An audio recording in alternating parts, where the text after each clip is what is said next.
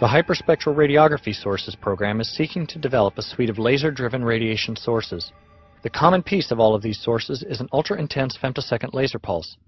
To amplify the short pulse, one must first stretch the pulse in time by making some of the wavelengths of the pulse travel longer than others in a device called, appropriately enough, a pulse stretcher.